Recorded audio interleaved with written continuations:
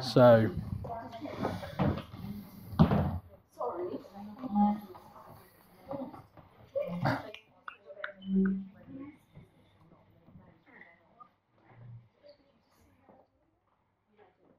fantastic.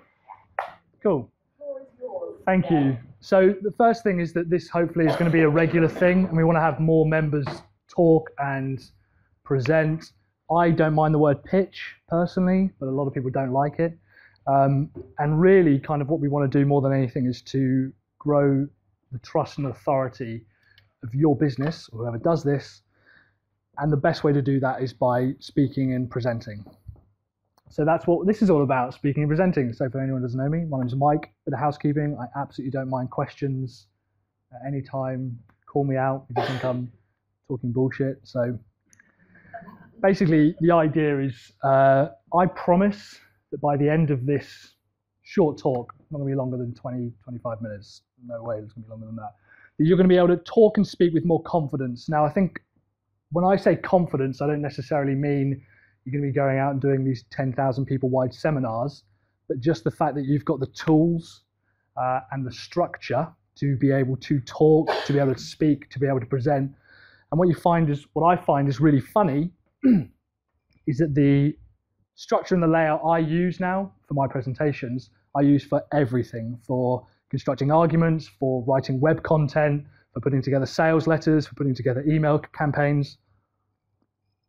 It's basically how do you communicate with people enough so that they trust you, so that they want to buy from you. That's really what we're trying to do. And of course, ultimately, we want to be able to generate more leads from anything that we do, be it presenting, be it creating videos online.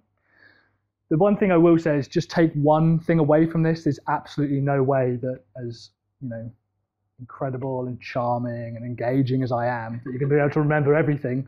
So if you can take away just one thing and do it, that's way more constructive than trying to go away and do absolutely everything, because it's just not going to work. Also, this is not only being recorded, but we are going to put the slides and everything online, so you can download them and take away a checklist that we've put together so that you can kind of go at your own pace and learn that however you want. The problem that we're trying to solve is that your business needs more leads, frankly. It always is going to need more leads. If it doesn't need a higher quantity, it certainly needs a higher quality. And at the same time, we all talk about exposure and trust and authority. You need more of that as well. And the two tend to go hand in hand comparatively compared to other marketing activities such as advertising, sales, direct sales when you have an account manager, things like that. If it's your business, most of the time you have to struggle with actually building authority and credibility first, but then you need to be able to generate the leads from it afterwards. The myth, particularly when it comes to presenting, is that professional speakers are naturally born, that they sort of just pop out the womb and then all of a sudden they're giving these incredible eloquent speeches. The truth is that people are not naturally born speakers. I believe that anyone who is naturally inclined towards speaking, selling, presenting, marketing, actually just understands that there's a series of steps that you have to go through before anyone's willing to buy. And particularly when presenting to keep people engaged, they kind of realize that there's some certain things they've got to do rather than just naturally good. I think a lot of people think that just because they can stand up and give a speech and talk for 45 minutes, that means they're a good presenter, when of course actually it's the other way around. A little bit about me. I run Devon Digital Design. I did mention this earlier. Brand new logo, so this is cutting edge. That's me there. No!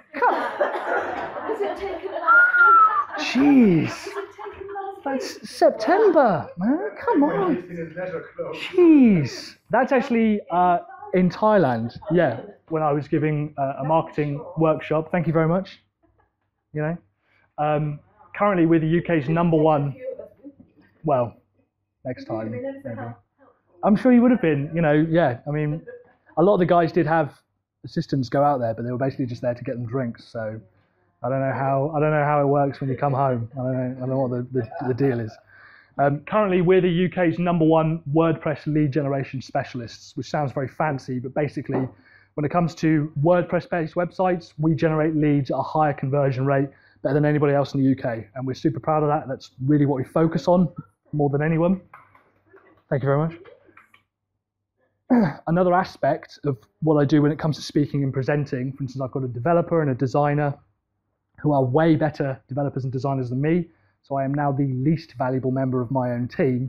But what I am very good at is pitching and presenting. And most recently, we were employed by another business to pitch for a, was it £36,000 marketing contract? It was in the States, so that might have been more, $55,000 or something. And we won it, not because I'm incredibly engaging, not because the product is this magical, whatever. It's actually just because there's a formula and a series of steps that you need to go through before people are willing to buy. Cool.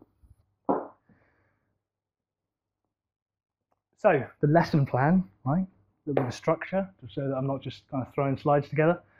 We're basically going to focus on just 5 areas. There's no more than 7 slides about all of this, so you're not going to be drowned in PowerPoint. We're going to look at how people learn and begin to understand and find you and trust you. It's a massively important part that most businesses completely ignore. And if we do it, we tend to do it subconsciously. Those who have repeat customers will do this way, way sooner than other businesses. And you'll see what I mean in a minute. And we're also going to look at how to build levels of trust and authority, actually how to do that and how to be able to measure that, not only through presenting, but hopefully kind of the techniques you'll be able to apply to writing a sales letter, putting together an email campaign, whatever it is that you want to do. How to, most importantly, convert that authority. So when people trust that you are the go-to person for whatever it is, how do you turn that into a lead? What's really interesting is that once someone's a customer, we have to do this process again if we want to move them onto another product. Whatever that product is, we have to do it again. But often that process is shortened slightly, purely because we've already got that relationship and the trust, but they maybe don't have that same level with the actual product. We're also going to look at how to structure a slide series. So physically, what are the slides and the titles that you need in order to be able to go through and keep people engaged.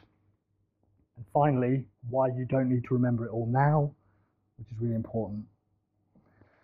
So apparently we've got a...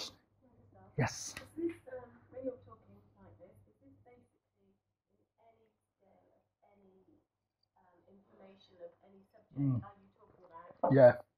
Not just IT.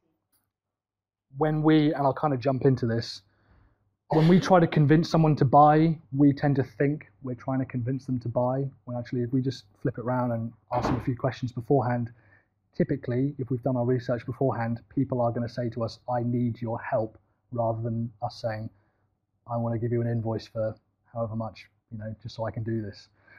Like I said, apparently we have got a psychologist in the room, so I might be called out on some of the horseshit. But very basically, I might add, we've got 3 parts to our brain. We've got the crocodile brain, which has been with us for millions and millions of years. We've got the midbrain, which helps us deal with kind of social status. So you'll see like primates and social animals having this part of the brain. And then we've got the neocortex, which is kind of what makes us human, and we're able to rationalize and panic and do all these other kind of things. We think, as we're very clever humans, and we've done these amazingly constructive things, that we use our neocortex to process this information. So we've got incredible stats and facts and figures and all these amazing things that we're able to build structures and science. We think that when we tell that to somebody else, which is quite complicated, that they're interpreting that with their neocortex, because that makes sense, because that's the part of the brain that deals with, turning constructive ideas into actual thought and process and reality. And that's just not true. Everything has to go through the crocodile brain to start with. Now, the crocodile brain deals with emotional response, very basically fight or flight. Slightly after that, it deals with the level of energy that it's going to take us. So if we're walking to our car and we hear a bang, our first initial reaction is a flood of adrenaline, look around, are we safe? Now, we do that so fast that at no point in our brain do we go, this could be dangerous. We actually think, I either need to get out of here or I need to prepare to defend myself. That happens so quickly, and it's over so quickly that we don't even realize it's happening. Next, when we kind of look around and we realize it's something else, we will think, how is this going to impact, our society, our genus, me and my friends, 10,000 years ago, when we were all living in very small tribes, something that we do, if it's embarrassing, which is why we're embarrassed to go up to someone at the bar in case we're rejected, is because they're saying, we don't want your genes for the rest of society, so we die out, but obviously now that's changed. Finally, the neocortex, if our brain has decided, actually, this is not going to hurt us, it's safe, it could possibly be new and entertaining, and it's not going to affect our social standing, then yes, we're going to be able to interpret that as valuable information. Now, this might seem a bit deep for a lot of things, but what it ultimately comes down to is if you are not energetic and emotive in how you are talking to people, it doesn't matter what you're selling. You could be selling the world's most amazing car to a multi-millionaire, but if you don't have energy and enthusiasm to get through that emotional barrier in the first place, they're not going to be interested. And that's fact. And I think we all know that. I think it comes across as fairly obvious. That is just the reason why it happens. So, how to build trust and authority. Now, typically, if people can't see this, we go from finding someone, we have a quick chat with them, and then we try to get them to buy, or at least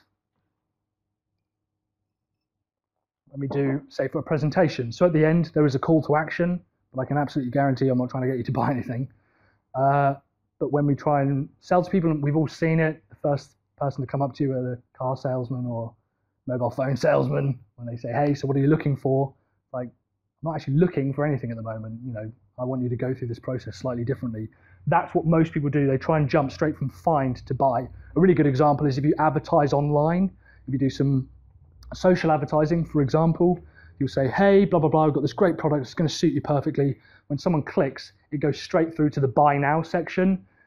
It's got such a low return rate of that basic style of advertising. This is why TV advertising and radio advertising and print advertising and online advertising to an extent is dying off, because it just doesn't work. People know now that actually I don't have to buy now, and I don't have to listen to the salesperson. I can go away, I can research, I can look at peer reviews, I can see what my friends have said about it.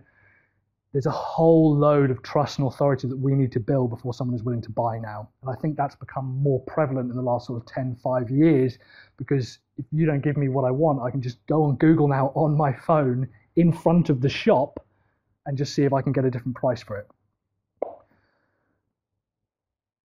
This is how we see a proper sales process. You can see there's 5 bits before we even hit buy, before someone's willing to hand over money. I call this process FLUTBR because it's FLUTTBRR. If anyone else can think of a sexier, more attractive name, please let me know, because when I present this to clients, they think that is the ugliest acronym ever. And I present to Americans and they love acronyms. They absolutely love acronyms. But for some reason, I cannot think of anything sexier than that. There we go. Right. So I want a sexier name for whatever this is. And this basically starts with someone who doesn't know that we exist, right at the top. Not only do they buy from us, so they actually generate revenue, but by the end, they are so happy with us that they're not only willing to repeat buying from us, which is where we generate profit from, typically from repeat buyers rather than first-time buyers, and they refer us on to their network. And they'll do that willingly. They will do that happily, and they want to.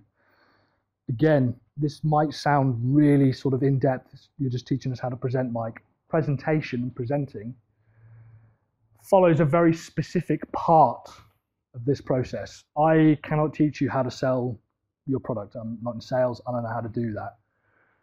When we talk about finding them at the beginning, generating traffic, there's so many ways of doing that that it'd be ludicrous for me to get into now. We can talk about online. We can talk about these kind of groups that we're hoping to put on when you're in front of people. There's a lot of different things going on. Presentation, however, is kind of in this middle bit that helps people move from find through to buy. And that's all we're going to be focusing on. That's all we're going to be looking at. There's a couple of words here like splinter product and core offer. I'll go into them if we've got time, but to be honest, I wouldn't worry too much about it because we're going to be focusing specifically on these areas here. So when someone meets us for the first time, they find us, obviously we found them, they found us. That's it. That's the first part of their interaction. It sounds obvious, but you actually need to have met or have some kind of touch point with that person, right? The next one is they need to like you. Now, this is so important that I think a lot of people miss it, and they assume that this is kind of part of the whole process. Again, we do this so quickly that we don't know. They need to know that you're not a threat. Now, this can be anything from the layout of your shop, the style that you present in, the graphic design that you use on your website. That's a huge part of it. It sounds obvious, but if you look at medical websites, they're very white and clean and minimal and plain because they want to show as little information as possible to help people feel safe with that choice. But if you then go onto a blog that's about surfing, it's going to be lots of blacks and heavy colors and splatters and grunge looks and stuff, because that just appeals to that demographic. That's all it is.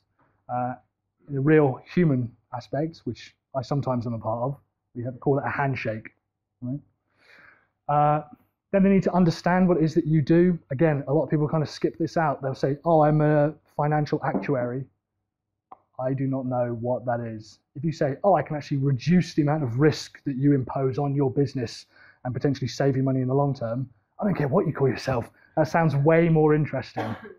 So they need to be able to understand the problem that you solve, and very quickly the value that you're going to give to their business. Are you new? Are you interesting? Are you going to give something unique? They need to trust you. They need to trust that you know what you're talking about. Typically, that's through getting some kind of result for them or providing some kind of insight. In the broad spectrum, we might call that consultation, but hopefully I would do that during a presentation, or you guys would do that in a presentation. That's really just someone going, that makes sense to me now. And that's all it is. That's all we're trying to do. We don't want to sell them yet. That's all we're trying to do. And then after that, test, splinter products, and maybe there's a tester product or whatever, and then we move slightly further away from what I'm able to talk about today. Does that make sense so far? Yeah? So how do we convert that authority? Something that's really interesting about presenting, and I don't know whether this is ingrained in humans or whether it's ingrained in people who run their own business or customers or whatever, but when you talk, and when you talk to a group, there is something that you've got to be able to back up. We've all been in presentations where I've thought, this is the single most boring thing I've ever done in my entire life. I would do anything to get out of this presentation. Usually this is where I try to see people smiling, but no. We need to be able to back up anything that we do. And a really great way of doing that, magically, is practicing. If you don't think that I wasn't up until about 1 o'clock this morning practicing this talk and making sure that I knew what I was talking about, you're wrong. First of all, it's about finding an audience. Again, there are loads of ways of doing this. We could create a video online that we then try and post out on YouTube, which is amazingly a very easy way of actually being able to just gain credibility. Even talking to the camera, no fanciness or anything. Everyone's laptop's got tiny little pinhole cameras, and just talking through a presentation or a problem or something is a great way of doing that. And we've got larger ones where we present like this. We also have pitch meetings where we'll sit opposite someone who is potentially interested in buying. It's the exact same process. It's the exact same series of steps that you need to go through before they're willing to say, yeah, I want to buy from you, no matter how good your product is. This is a really interesting one that people never do. Always provide a call to action. At the end, people have a nice little slide that says questions, and then they'll have like a phone number or a website. No, you say to people, if you're serious about XYZ, you need to go to this address, www.whatever it is / and set up a landing page if you're doing a presentation. Now that might be absolute gibberish to people, but you can get that done for about $10 online. Just search landing page, get someone else to do it. All it's doing is trying to capture an email address. It's the equivalent of saying, if you want the next step, you need to call me. If you want the next step, you need to be able to come inside. This is so important that I could talk for days on how to provide a call to action, but no one does it. For some reason, no one does it in their presentations. And it really upsets me, because I think that's the main converting point. We've done all this emotional stuff where we're elevated and we're engaged and we talk and we've asked questions. And at the end, you're kind of left thinking, okay, see you later. And actually, you should be, no, go to somewhere. So why do you think they don't then? What is that they don't think it's necessary and they're going to give it a thought and eventually you'll follow them up? Or So why don't presenters do it? when you say, why don't they provide a call to action then? I think it's because people don't like the idea of coming across as a salesperson. But in actual fact, I don't care if you go to the call to action or not, but I need to make it as easy as possible for you to be able to take that next step. I'm not saying, look, we need to buy this now. I need you to sign checks over. I mean, like timeshares typically are very, very good at this. They will get you to buy it there and then. They're very, very, very good at that. We're not doing that. We're just providing the next resource. That's all it is. It doesn't have to be a sale. Absolutely not. It could be anything. Sign up to the newsletter, follow me online, something where I've got some kind of information so that I can open up a dialogue with you. Also, it works as a really good qualification tool. If we present to 100 people, and if it's a very, very good presentation, maybe 10% of those people will sign up, typically. That's what we happen to know. I then know that's not 90% of people who aren't going to buy from me. That's 90% of people that I couldn't have sold to in a million years, no matter how good I was. So they've done the work for me. They've said, no, I'm not interested. There's no point in wasting energy and time with me, which is why advertising is such a funny game, because you put it on and you kind of think, if I kind of machine gun to 10,000 people, maybe X amount will do it. But if you focus it down and say, I'm fine with that, I'd rather just follow up with people who have said that they're interested. That's all we're trying to do. And also follow them up. By all means, have a chat with me afterwards about following people up and how we can do that, because that's a really important process and a really important part of any kind of capture at the end of follow-up. We just need to then start opening up a dialogue. And hopefully by that point, if someone's said they're interested, you know, they are already going to be looking towards, you okay, Mel? She was that disgusting, what I was saying. Cool. This is the one that most people jot down. But like I said, we've got the resources at the end and the slides, so don't feel you need to. Cool. This is the one that most people jot down. But like I said, we've got the resources at the end and the slides, so don't feel you need to. These are literally the slides that you need in any presentation. That's it right there. That's all you need. And I followed these as well. If you went back, you will see that I literally follow this exact same process. We start with a headline. More importantly, we start with a promise. In the same way that newspapers get people to read and clickbait articles, you know, say, this woman gave birth to 15 cats, but 5 of them were spiders. You can't help. You've got to click on it. You've got to go for it. But more importantly, we look at a promise. So I promise that by the end of this presentation, you will be able to, whatever it is that you solve, whatever tiny little insight that you want to give. Okay, that's all we're trying to do. Then we outline the problem, so the main problem and the reason that people are sat here. We just outline that. That affirms that the audience is in the right place and that they are going to learn something. I also happen to be saying, because I know what your problem is, I probably know a few of the answers. Okay? A myth, this is something we really like to put in. A lot of people have preconceptions as soon as you talk about the problem. They go, well, I've tried this and I've tried that, and this doesn't work, and I'm really getting a bit annoyed trying all this different stuff.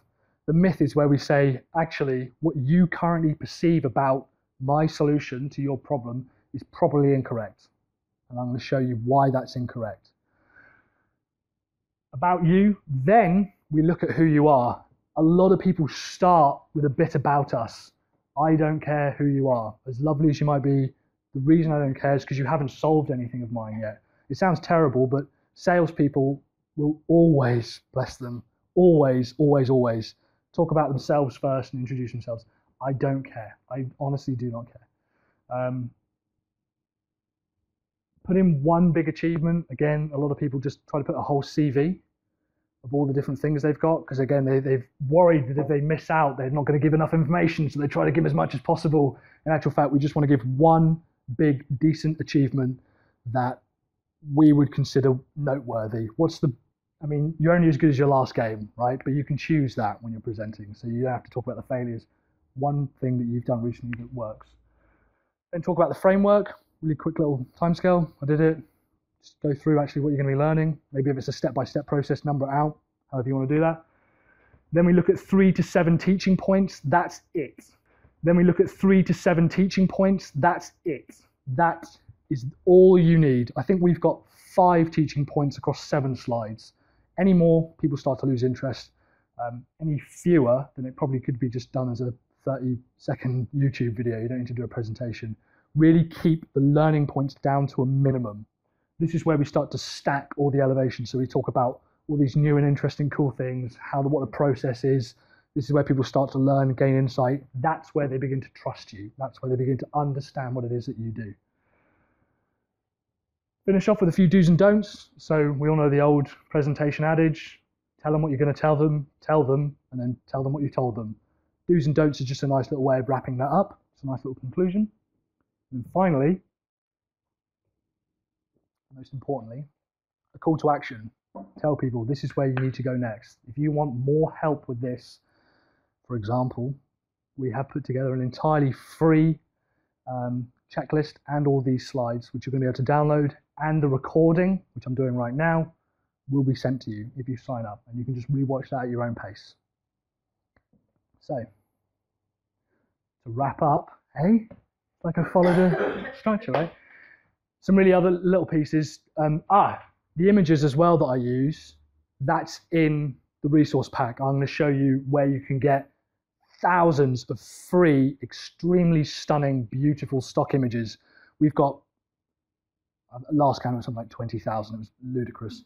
But all of that is included in the text, in the download packages. So use very little text and don't write paragraphs of information. If you're just facing it and reading it out, you might as well just hand out a book for people. Say, right, we'll meet back here in half an hour. There's no engagement there. Practice and present naked. All right. Yeah. When I say naked, what I mean is at some point, if you give even if you give them every once in a while, all of your stuff is going to fail. For example, we couldn't find a projector screen today. Got 2 projectors, but couldn't find a screen. That's happened. We've had larger conferences where everything's failed, and I've just had to purely rely on my voice. The funny thing is we had to shorten the presentation an enormous amount because otherwise people wouldn't care. But if you run through the process, and remember, we've only really given 10 points. That's all you have to kind of go through. Use this framework as well, this presentation framework for pitching, for writing a sales letter. It follows the exact same process. I promise that by the end of this email, you will, whatever. I promise that at the end of this conversation, you will be able to, whatever. The reason we have to practice is because then it sounds a bit like a script. So we have to make it seem a lot more natural, and that's purely through practicing, right? And you can create video presentations with this exact formula. You can use the exact same thing, go through it, shorten the learning points, and pump them out. We do little 60-second lessons, which are the exact same process, and they just go out and we get traffic from them because it drives back to the website. So yeah, download this guide, and most importantly, more than anything, do not try to sell straight away. When you try and sell to people straight away, just after you found them, pull yourself back, understand that they don't want you to sell to them. So you can go, all right, they don't want that yet, so that's fine. What else can I do? Do they like me? Do they understand what it is that I do? You'd be surprised at how many people don't understand what you do. The guide is at Devon Digital Design /PP for pitching and presenting. That will give you absolutely everything that we've talked about. All the images, all the download links, a checklist that you can use for presentations, and these slides so you can rip them to pieces, use them, recycle them, copy them, do whatever you need to do.